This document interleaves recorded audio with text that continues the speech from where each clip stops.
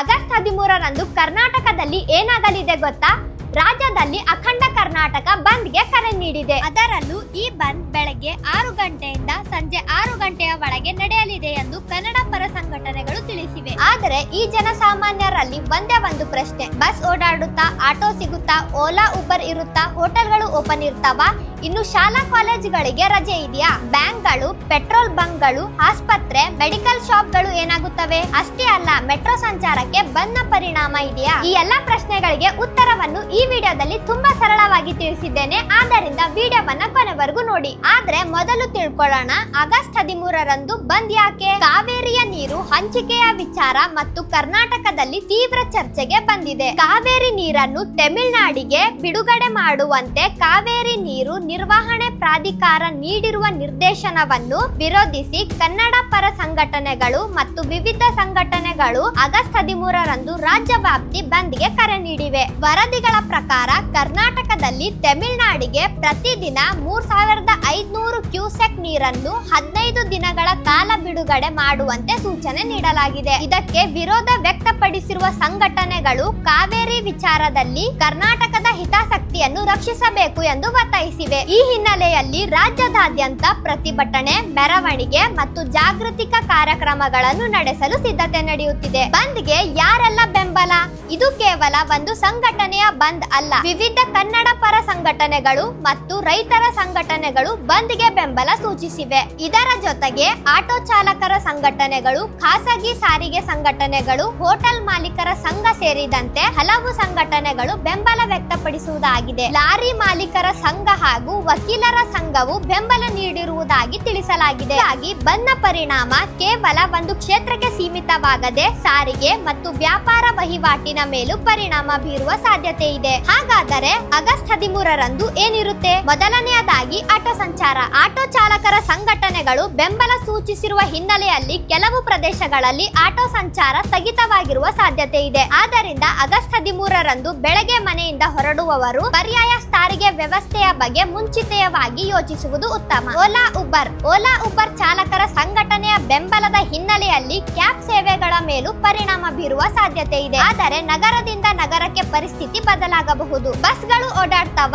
ಇದು ಬಹಳ ಮುಖ್ಯವಾದ ಪ್ರಶ್ನೆ. ಕೆಎಸ್ಆರ್ಟಿಸಿ, ಬಿಎಂಟಿಸಿ ಸೇರಿದಂತೆ ಸರ್ಕಾರಿ ಸಾರಿಗೆ ಸಂಸ್ಥೆಗಳ ಸೇವೆಗಳ ಬಗ್ಗೆ ಅಂತಿಮ ನಿರ್ಧಾರವನ್ನು ಸಂಬಂಧಿಸಿದ ಸಂಸ್ಥೆಯ ಮತ್ತು ಸರ್ಕಾರದ ಅಧಿಕೃತ ಆದೇಶದ ಆಧಾರದ ಮೇಲೆ ತಿಳಿಯಬೇಕು. ಹೀಗಾಗಿ ಎಲ್ಲ ಬಸ್ಗಳು ಸಂಪೂರ್ಣ ಬಂದ್ ಎಂದು ಈಗಲೇ ಖಚಿತವಾಗಿ ಹೇಳಲು ಸಾಧ್ಯವಿಲ್ಲ. ಪ್ರಯಾಣ ಮಾಡುವವರು ಆಗಸ್ಟ್ 13ರ ಮುನ್ನವೇ ತಮ್ಮ ಬಸ್ ಸೇವೆಯ ಸ್ಥಿತಿಯನ್ನು ಪರಿಶೀಲಿಸುವುದು ಉತ್ತಮ. ಹೋಟೆಲ್ ಮತ್ತು ಅಂಗಡಿಗಳ ಪರಿಸ್ಥಿತಿ ಏನು? ಹೋಟೆಲ್ ಮಾಲೀಕರ ಸಂಘ ಸೇರಿದಂತೆ ಹಲವು ವ್ಯಾಪಾರ ಸಂಘಟನೆಗಳು ಬೆಂಬಲ ನೀಡಿರುವುದರಿಂದ ಕೆಲವು ಹೋಟೆಲ್ಗಳು, ಅಂಗಡಿಗಳು ಮತ್ತು ವಾಣಿಜ್ಯ ಸಂಸ್ಥೆಗಳು ಬಂದ್ಗೆ ಬೆಂಬಲವಾಗಿ ಮುಚ್ಚುವ ಸಾಧ್ಯತೆ ಇದೆ. ಆದರೆ ರಾಜ್ಯದ ಪ್ರತಿಯೊಂದು ಅಂಗಡಿಯು ಕಡ್ಡಾಯವಾಗಿ ಮುಚ್ಚಿರುತ್ತದೆ ಎಂದು ಹೇಳಲು ಸಾಧ್ಯವಿಲ್ಲ. ಸ್ಥಳೀಯ ಸಂಘಟನೆಗಳು ಮತ್ತು ವ್ಯಾಪಾರಗಳ ನಿರ್ಧಾರದ ಮೇಲೆ ಇದು ಬದಲಾಗಬಹುದು. ಆಸ್ಪತ್ರೆ ಮತ್ತು ಮೆಡಿಕಲ್ ಶಾಪ್ಗಳು, ಇದು ಎಲ್ಲರಿಗೂ ಮುಖ್ಯವಾದ ಮಾಹಿತಿ. ತುರ್ತು ಮತ್ತು ಅಗತ್ಯ ಸೇವೆಗಳಿಗೆ ಬಂದ್ನಿಂದ ವ್ಯತ್ಯಯವಾಗದಂತೆ ನೋಡಿಕೊಳ್ಳಲಾಗುತ್ತದೆ. ಆಸ್ಪತ್ರೆಗಳು ಮತ್ತು ಔಷಧಿ ಅಂಗಡಿಗಳಂತಹ ಅಗತ್ಯ ಸೇವೆಗಳು ಕಾರ್ಯನಿರ್ವಹಿಸುವ ನಿರೀಕ್ಷೆ ಇದೆ. ತುರ್ತು ಚಿಕಿತ್ಸೆ ಅಗತ್ಯವಿರುವವರು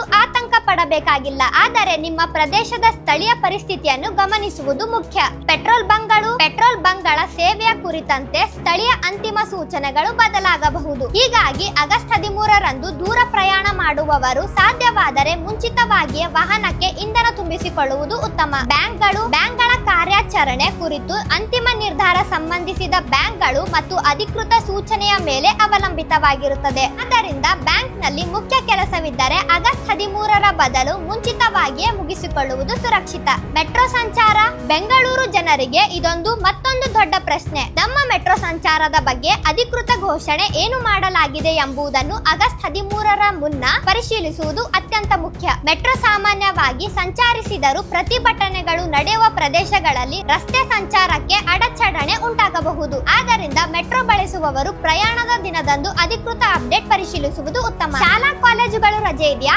ಈಗಾಗಲೇ ಸಾಕಷ್ಟು ಜನ ಕೇಳುತ್ತಿರುವ ಪ್ರಶ್ನೆ, ಆಗಸ್ಟ್ 13ರಂದು ರಾಜ್ಯದ ಎಲ್ಲಾ ಶಾಲಾ ಕಾಲೇಜುಗಳಿಗೆ ಕಡ್ಡಾಯ ರಜೆ ಎಂದು ಈಗಾಗಲೇ ಹೇಳಲು ಸಾಧ್ಯವಿಲ್ಲ. ಶಾಲಾ ಕಾಲೇಜುಗಳಿಗೆ ರಜೆ ನೀಡುವ ಬಗ್ಗೆ ಆಯಾ ಜಿಲ್ಲೆಯ ಅಧಿಕಾರಿಗಳು ಹಾಗೂ ಸಂಬಂಧಿಸಿದ ಶಿಕ್ಷಣ ಇಲಾಖೆಯ ಸ್ಥಳೀಯ ಪರಿಸ್ಥಿತಿಯನ್ನು ಆಧರಿಸಿ ನಿರ್ಧಾರ ಕೈಗೊಳ್ಳಬಹುದು. ಹೀಗಾಗಿ ನಿಮ್ಮ ಜಿಲ್ಲೆಯಲ್ಲಿ ರಜೆ ಘೋಷಣೆ ಆಗಿದೆಯಾ ಎಂಬುದು ಅಧಿಕೃತವಾಗಿ ಪರಿಶೀಲಿಸಿ. ವಾಟ್ಸ್ಆಪ್ ನಲ್ಲಿ ಹರಿದಾಡುತ್ತಿರುವ ಮೆಸೇಜ್ಗಳನ್ನು ಮಾತ್ರ ನಂಬಬೇಡಿ. ಸರ್ಕಾರಿ ನೌಕರರು ಬಂದ್ಗೆ ಬೆಂಬಲಿಸಿದ್ದಾರಾ? ಇದು ಕೂಡ ಪ್ರಮುಖ ಬೆಳವಣಿಗೆ. ರಾಜ್ಯ ಸರ್ಕಾರಿ ನೌಕರರು ಸಂಘವು ಆಗಸ್ಟ್ 13ರ ಕರ್ನಾಟಕ ಬಂದ್ಗೆ ನೈತಿಕ ಬೆಂಬಲ ಘೋಷಿಸಿದೆ ಎಂದು ನೀಡಿರುವ ಮಾಹಿತಿಯಲ್ಲಿ ತಿಳಿಸಲಾಗಿದೆ. ಕಾವೇರಿ ನೀರು ಹಂಚಿಕೆಯ ವಿಚಾರದಲ್ಲಿ ಕರ್ನಾಟಕದ ಹಿತಾಸಕ್ತಿಯನ್ನು ಕಾಪಾಡಬೇಕು ಎಂಬ ಉದ್ದೇಶದಿಂದ ಈ ಬೆಂಬಲ ವ್ಯಕ್ತವಾಗಿದೆ. ಆದರೆ ನೈತಿಕ ಬೆಂಬಲ ಎಂದರೆ ಸರ್ಕಾರಿ ಕಚೇರಿಗಳೆಲ್ಲವೂ ಬಂದ್ ಆಗುತ್ತೆ ಎಂಬ ಅರ್ಥವಲ್ಲ. ಸರ್ಕಾರಿ ಕಚೇರಿಗಳ ಕಾರ್ಯಾಚರಣೆ ಕುರಿತು ಅಧಿಕೃತ ಸೂಚನೆಗಳನ್ನು ಗಮನಿಸುವುದು ಮುಖ್ಯ. ಪ್ರತಿಭಟನೆ ಮತ್ತು ರಸ್ತೆ ತಡೆ ಸಾಧ್ಯತೆ.